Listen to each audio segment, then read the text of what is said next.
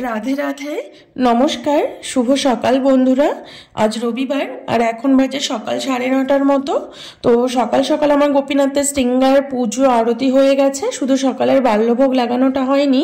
তো এখন আমি গোপীনাথের জন্য সকালে বাল্যভোগ তৈরি করছি। তো আজকে গোপীনাথের জন্য বাল্যভোগে পাস্তা তৈরি করছি। তো অনেক দিন হয়ে গেল পাস্তা, ম্যাগি, চাউমিন কিছুই বানানো হয় না। আগে তো এমন দিন ছিল প্রত্যেক দিন সকালে গোপীনাথের জন্য বাল্যভোগে কোনোদিন পাস্তা তৈরি করতাম, কোনোদিন চাউমিন, কোনোদিন ম্যাগি, অথবা কোনোদিন লুচি সবজি, কোনোদিন খিচুড়ি। তো এখন এই রোজ রোজ এই পাস্তা, চাউমিন, এসব ম্যাগি, খিচুড়ি খেতে খেতে শরীরের এমন 12টা বেজে গেছে, মানে এত পরিমাণে ওয়েট বেড়ে গেছে শরীরের। তো এই জন্য ভাবলাম যে এগুলো সব এখন বন্ধ করতে হবে, রেগুলার এইসব আর ভোগ লাগালে হবে না। তো এই জন্য এই কয়দিন শুধু মুড়ি আর শশা এইসবই ভোগ লাগাতাম। তো এই জন্য ভাবলাম যে প্রত্যেকদিন যখন মুড়ি ভোগ লাগানো হচ্ছে, তাহলে আজকে একটু পাস্তা বানিয়ে নেই ঠাকুরের জন্য। তো দেখো, রোজ রোজ এগুলো খেলে তো একটু ক্ষতি হবেই, যেহেতু পাস্তা বলো, চাউমিন বলো, ম্যাগি বলো, এগুলো তো ময়দা দিয়ে তৈরি। তো এই ময়দার জিনিস খেলে প্রত্যেক দিন তো ওয়েট বেড়ে যায় শরীরের। তো আর আমার এতটাই প্রিয়, আমাকে রোজ খেতে ইচ্ছে করে এসব। তো যাই হোক, তো এখন এগুলো বন্ধ করে দিয়েছি কদিন থেকে। তো এখন মুড়ি কন্টিনিউ সকালে ভোগ লাগাচ্ছি ঠাকুরকে। তো আজকে ভাবলাম যে 15 দিনে হয়তো একদিন বানালে কিচ্ছু হবে না। তো রোজ রোজ না ভোগ লাগিয়ে হয়তো সপ্তাহে একদিন বানিয়ে ভোগ দিলাম ঠাকুরকে। তো যাই হোক, তো আজকে পাস্তা বানিয়েছি আলু, টমেটো আর কাঁচা লঙ্কা দিয়ে। আমি ঘরে সব রকম সবজি থাকলে কি হয়, আমি সব রকম সবজি দিয়েই পাস্তাটাকে বানিয়ে নিই। আজকে কোনো সবজি ছিল না, ফুলকপি ছিল, কিন্তু ফুলকপি দিইনি আমি, শুধু আলু, টমেটো আর কাঁচা লঙ্কা দিয়ে পাস্তাটাকে বানিয়ে নিয়েছি। আর আমার পাস্তা খেতে ভীষণ ভালো লাগে। আর আগে তো এমন দিন হতো, পুরো এই বড় থালটাতে করে এক থাল পাস্তা খেয়ে নিতাম। তো যাই হোক, এখন সব বন্ধ করে দিয়েছি, কারণ শরীরের ওয়েট প্রচুর বেড়ে গেছে। তো যাই হোক, তো পাস্তা ভোগ লাগিয়ে সকালে সবাই পাস্তায় প্রসাদ পেয়ে নিয়েছি। তো পাস্তা প্রসাদ পেয়ে আমি দুপুরে রান্না বসিয়ে দিয়েছি, একটু সকাল সকাল রান্না করব আজকে। তো আজকে বিকেলে একটু পিঠে বানানোর আছে, ঠাকুরের জন্য একটু পিঠে বানাবো, তাই একটু তাড়াতাড়ি রান্না বসিয়ে দিলাম। আর দিন কিন্তু আগের থেকে অনেকটা বড় হয়েছে, এখন আমাদের বৃন্দাবনের রাধাকুণ্ডে কিন্তু দিন অনেকটা বড় হয়ে গেছে। আগে যেমন কি হতো, জানুয়ারি ডিসেম্বর মাসে বিকেলবেলা 5:30 বাজতে বাজতে সন্ধে হয়ে যেত, কিন্তু এখন কি হয়, 6:30 বাজার পরে গিয়ে সন্ধে হয়। আর বৈশাখ জ্যৈষ্ঠ মাসে গিয়ে তো দিন আরো বড় হয়ে যাবে, সন্ধে 8টা বাজার পরে গিয়ে সন্ধে পুরো অন্ধকার হবে। দিন এতটাই বড় হয় জ্যৈষ্ঠ মাসে গিয়ে এখানে। তো যাই হোক, তো এদিকে আমি রান্না বসিয়ে দিয়েছি। আজকে রান্না করেছি ছোলার ডাল আর ফুলকপি, আলু, টমেটো দিয়ে শুকনো সবজি আর নিম পাতা, বেগুন। আর এদিকে মা বাবা কি করছে, সজনে পাতা। আমাদের বাড়ির প্রত্যেকের বিপি হাই, এতটাই পরিমাণে বিপি হাই, তো আমাদেরকে প্রত্যেক দিন সজনে পাতা খেতে হয়। এমনি তো মা বাবার ওষুধ তো চলছেই, কিন্তু আমারও বিপি হাই। তো আমি ওষুধটাকে কন্টিনিউ করতে চাইছি না, জন্য সজনে পাতাটা এখন আমি রেগুলার রাখার চেষ্টা করছি। আমরা শুনেছি সজনে পাতা এমন একটা ওষুধ বিপি হাইয়ের, যাদের বিপি হাই তারা যদি রেগুলার সজনে পাতা খায়, তাদের বিপি কিন্তু অনেকটা ডাউন হয়ে যায়। তো এই জন্য রেগুলার সজনে পাতা খাচ্ছি। তো এই সজনে পাতাগুলোকে মা বাবা ছাড়িয়ে এগুলোকে ভালো করে ধুয়ে এগুলোকে রোদ্রে শুকোতে দেবে। রোদ্রে শুকোনোর পরে এগুলো যখন একদম মুচমুচে হয়ে যাবে, তখন এগুলোকে গ্রাইন্ডারে এগুলোকে পাউডার বানিয়ে ভালো করে একটা স্মুথ পাউডার বানিয়ে রাখা হবে। এগুলো প্রত্যেক দিন জলের সাথে 1 চামচ করে পাউডার খেলে বিপির অনেক উপকার হবে, অনেকটা ডাউন হবে। তো যাই হোক, তো আমার দুপুরে ভোগ লাগানো হয়ে গেছে। তো আজকে নিম পাতা বেগুন বানিয়েছি, তো কারণ এখন একটু করে গরম পড়ে যাচ্ছে। এখন রাধাকুণ্ডের ওয়েদারটা কি বলতো, না ঠান্ডা না গরম, এত সুন্দর ওয়েদার। এখন এই বৈশাখ মাস পর্যন্ত এরকমই ওয়েদার থাকবে, আর জ্যৈষ্ঠ মাসে গিয়ে একটু গরম পড়বে। তো যাই হোক, তো এই খরার ওয়েদারে আমরা কি করি, নিম পাতা বেগুন তিতে খেতে হয়। তো নিম পাতা বেগুন আমার খুবই ভালো লাগে, ভীষণ ভালো লাগে। বেগুনটাকে প্রথমে ভেজে নিয়ে তারপরে নিম পাতাগুলোকে ভেজে গুঁড়ো করে বেগুন ভাজার সাথে মাখিয়ে নেই, এত ভালো লাগে এই নিম পাতা বেগুন খেতে। তো যাই হোক, তো এখন নিম পাতাগুলো সব বুড়ো হয়ে গেছে, এখনো কচি নিম পাতা বের হয়নি, হবে। তো সেই কচি নিম পাতা দিয়ে বেগুন রান্না করলে সব থেকে বেশি ভালো লাগে খেতে। তো যাই হোক, তো দুপুরে প্রসাদ পাওয়ার পরে আজকে কিন্তু আর একটুও রেস্ট করিনি, কারণ আজকে গোপীনাথের জন্য পিঠে বানানোর আছে। তো আমি ভাবলাম যে আর কদিন পরে তো গরম পড়েই যাবে, আর গরম পড়লে তো আর পিঠে খাওয়ার উপায় নেই।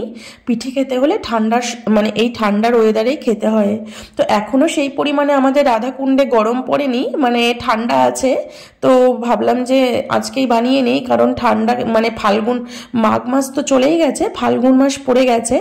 তো এবার আমাদের ঠান্ডার সিজনে কি হয়েছে, গোপীনাথকে পিঠে দেওয়া হয়েছে, কিন্তু সাদা পিঠে যে পিঠেটা সব থেকে মেন হয়, আমরা এটাকেই বলি যে সবার প্রথমে এই সাদা পিঠেই করতে হয়। তো আমাদের এখানে না সেরকম কোনো ব্যবস্থা ছিল না। আমাদের বাংলায় যেরকম ছিল মাটির উনুনে সাদা পিঠে করা, আর বাংলায় তো সব জিনিস অ্যাভেলেবেল ছিল, খেজুরের গুড় থেকে আরম্ভ করে মাটির চুলো থেকে আরম্ভ করে মাটির উনুন, তারপরে মাটির খোলা, পিঠে ভাজার যে খোলা থাকে, সব কিছু অ্যাভেলেবেল পাওয়া যেত। কিন্তু আমাদের ব্রজধামে তো এগুলো কিছুই পাওয়া যায় না, কারণ এই ব্রজধামে আসার পর আমরা কিন্তু এই সাদা পিঠে খাইনি বললেই চলে। তো যাই হোক, তবু পিসি বাংলা থেকে আসার সময়, আমার যে পিসি আছে বাংলাতে, সেখানে থেকে আসার সময় এই মাটির পিঠে ভাজার খোলাটাকে এনে দিয়েছিল, 2 সেট খোলা এনেছিল। তো সামনের বছরই এনেছিল। আর এই চুলাটাকে, মাটির উনুনটাকে দেখতে পাচ্ছ, আমার এই যে দিদি আছে, আমার মাতাজি দিদি, তো দিদিকে তো তোমরা প্রত্যেকটা ভিডিওতেই দেখতে পাও। দিদি প্রত্যেক দিন আমাদের বাড়িতে পাঠ শুনতে আসে। তো এই দিদি কিন্তু মাতাজি হয়ে গেছে, এর আগেও আমি তোমাদেরকে দেখিয়েছি দিদিকে। তো এই দিদি প্রত্যেক দিন আমাদের বাড়িতে আসে। তো দিদিকে বললাম যে তুমি কটা পিঠে বানিয়ে দাও, আমার গোপীনাথকে ভোগ লাগাবো। তো এই ভেবেই মা একটু পিঠে ভাজার আয়োজন করেছিল, চাল ভিজিয়েছিল। তো সেই চালটাকে ভিজিয়ে, চালটাকে একটু হালকা শুকনো করে গ্রাইন্ডারে পাউডার করে নিয়েছিলাম। মানে যেভাবে ঢেকিতে চাল কোটা হয়, সেইভাবে চালটাকে যে ছাকা হয়, সেম ওইভাবে গ্রাইন্ডারে একটু করে চালটাকে গুঁড়ো করে করে, মানে চালনি দিয়ে ভালো করে চেলে নিয়েছিলাম। যেভাবে ঢেকিতে করা হয় সেম ওইভাবেই করা হয়েছিল। তো চালের গুঁড়ো করে এবার সাদা পিঠে বানানো হচ্ছে। এবার সাদা পিঠেটাকে দুধে ভেজানো হবে, যেটাকে দুধ পিঠে বলে। তো আমরা ব্রজধামে আসার পর কিন্তু দুধ পিঠে বানানো, মানে আমরা 15 বছরের মতো প্রায় হয়ে গেল রাধাকুণ্ডে আসা, কিন্তু এই সাদা পিঠে, দুধ পিঠে এগুলো কিন্তু একদমই বন্ধ করে দিয়েছিলাম বানানো, কারণ এখানে কোনো ব্যবস্থা ছিল না। তো যাই হোক, এই দিদি এই উনুনটাকে বানিয়ে দিয়েছে, মাটির উনুনটাকে, আর পিসি বাংলা থেকে একটা মাটির খোলা এনে দিয়েছিল। তো যাই, তার জন্য একটু ঠাকুরকে সামনের বছরে একটু সাদা পিঠে করে দেওয়া হয়েছিল, আবার এবছরও একটু ঠাকুরকে সাদা পিঠে করে দিলাম। মানে এই সাদা পিঠে আমার খেতে ভীষণ ভালো লাগে। তো খেজুরের গুড় হলে সব থেকে ভালো হয়, কিন্তু এখানে যেহেতু খেজুরের গুড় পাওয়া যায় না, তো এই জন্য সাদা, এমনি প্লেন সাদা দুধেই পিঠেটাকে ভেজানো হয়েছিল। তো আমার দুধ পিঠে খেতে ভীষণ ভালো লাগে। তো সামনের বছর, মানে এর আগের বছর পিসি যখন এনেছিল, পিসি নিজে হাতে আমার গোপীনাথকে পিঠে বানিয়ে দিয়েছিল। তো এবার পিসি তো এবার এই বছর ঠান্ডাতে আসতে পারেনি, এই জন্য আমরাই বানিয়ে দিলাম গোপীনাথকে। আর সময়ের এত অভাব, মানে মায়েরও সময় খুব শর্ট, আমারও তো সময় নেই, তবু সময় বের করে আজ গোপীনাথের জন্য পিঠে বানানো হলো।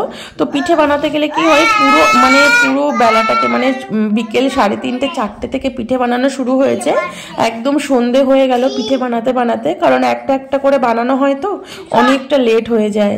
তো যাই হোক, তো পিঠে বানিয়ে সন্ধ্যাবেলা গোপীনাথকে ভোগ লাগানো হলো। তো এখন প্রায় 7টার মতো বাজে, আর এখন একটু দিন বড় হয়েছে না, তো দিন বড় হলে কি হয়, দুপুরে প্রসাদ পাওয়ার পরে না সন্ধ্যাবেলা এসে আবার খিদে পেয়ে যায়।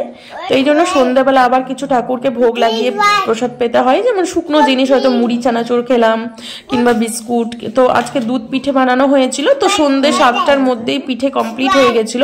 তো মাকে বললাম আজকে সন্ধ্যাবেলা দুধ পিঠে ভোগ লাগাও, এটাই সবাই প্রসাদ পাবো। তারপরে রাত্রে আবার রুটি বানানো হবে, রাত্রে গিয়ে আবার রুটি খাবো। তো পিঠে বানাতে বানাতে বাদর এসেছিল, আমার ছেলে গিয়ে আবার বাদরকে পিঠে খাইয়ে এলো। তো দেখতে পাচ্ছ, পিঠে খাওয়ার পরে আমার ছেলের সাথে বসে এখানে একটু হাসাহাসি করছি। আমার ছেলে বই পড়ে শোনাচ্ছে আমাদেরকে, তোমরা শুনতে পাচ্ছ। আমার ছেলে এখনো কথা শেখেনি, মানে ওর এখনো 2 বছর হয়নি। তো ও মানে কথা বলার চেষ্টা করে ঠিকই, কথা মানে পুরো এখনো ক্লিয়ার বলতে পারে না, মানে কথা বলে কিন্তু সেগুলো বুঝতে পারি না আমরা।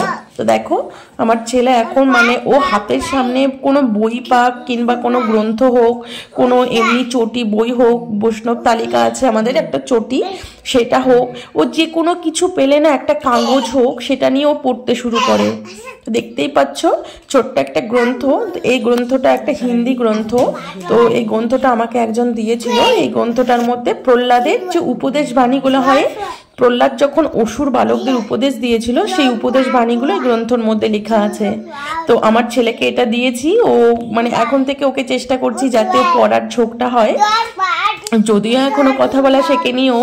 তো এই গ্রন্থটার মধ্যে দেখো আঙ্গুল দিয়ে দিয়ে কত সুন্দরভাবে পড়ছে, মুখে আওয়াজ করে করে পড়ছে, কিন্তু আমরা কেউ বুঝতে পারি না ও যে কি পড়ছে কি বলছে। তো যাই হোক, তো আর এদিকে এখন মা রুটি তৈরি করবে রাত্রে ভোগের জন্য। তো আমার ছেলের পড়াশোনা হয়ে গেল, কিছুক্ষণ ঘরে পড়াশোনা করে আবার বাইরে এলো। তো এখন রুটি বানাবে, রুটি বানানোর পরে রাত্রে রুটি ভোগ লাগানো হবে। আর এদিকে দুধও আছে, কিন্তু দুধ আর রাত্রে ভোগ লাগাবে না, কারণ দুধ পিঠে একবার ভোগ লাগানো হয়ে গেছে।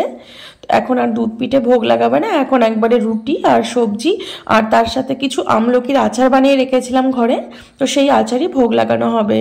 তো পিঠে এবার বানানো হয়েছিল ঠান্ডার সময়, কিন্তু তখন সাদা পিঠেটা বানানো হয়নি। আর এই পিঠে না মানে সবসময় ঠান্ডা সিজনেই খেতে হয়, গরম পড়ে গেলে কিন্তু পিঠে খেতে আর একদম ভালো লাগে না। তো যাই হোক, তো অনেকদিন পর এই বছর গোপীনাথকেও দুধ পিঠে দেওয়া হলো, এগুলোকে অনেকে আবার চিতই পিঠেও বলে। তো যাই হোক, গোপীনাথের রাতে রুটি, কলা, আচার আর সবজি ভোগ লাগানো হয়ে গেছে। তো যাই হোক, আজকের ভিডিওটা আমি এখানেই শেষ করছি, আবার দেখা হবে পরের ভিডিওতে। তো ভিডিওটি যদি ভালো লেগে থাকে তাহলে প্লিজ আমার চ্যানেলটি সাবস্ক্রাইব করে আমার পাশে থেকো। সবাই ভালো থেকো, সুস্থ থেকো, রাধে রাধে।